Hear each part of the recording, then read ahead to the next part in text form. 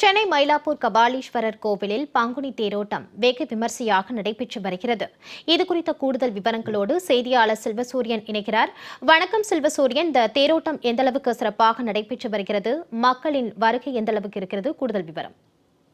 ஒவ்வொரு மாதமும் பங்குனி மாதம் ஆரம்பித்த நாளிலிருந்து இந்த பங்குனி பெருவிழா என்பது கபாலீஸ்வரர் கோயில்ல வெகு விமர்சையாக கொண்டாடப்படுவது வழக்கம். அதனை எடுத்து பார்த்தோம்னா கடந்த 16ஆம் தேதி இந்த பங்குனி பெருவிழாக்கான அந்த கொடியேற்றம் என்பது வெகு விமர்சையாக நடைபெற்றது. அந்த கொடியேற்ற விழாவிலிருந்து தொடர்ச்சியாக பார்த்தீங்கன்னா இந்த கபாலீஸ்வரர் கோயில பல்வேறு விழாக்கள் என்பது நடத்தப்பட்டு வந்த நிலையில இந்த பங்குனி பெருவிழாவின் முக்கியமான ஒரு திருவிழாவாக இருப்பது இந்த தேரோட்டமாக இருக்கிறது. இந்த தேரோட்டம் என்பது தற்போது தொடங்கி நடைபெற்று வருகிறது. இங்கு தேரினை படம் பிடித்திருப்பதற்காக ஆயிரக்கணக்கான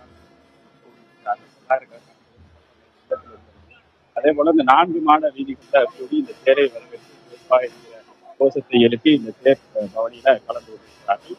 குறிப்பாக பார்த்தீங்கன்னா இந்த தேர் என்பது இந்த மயிலாப்பூர் பகுதியில் 4 மாட வீதி, அதாவது கோயில் 4 மாட வீதியில வளம் வந்து அந்த கற்பகாம்பல் அம்மாவோடு அதே போல கபாலீஸ்வரர் மக்களுக்கு அருள் பாலிப்பது வரும். அதனை கூடிய தேர் என்பது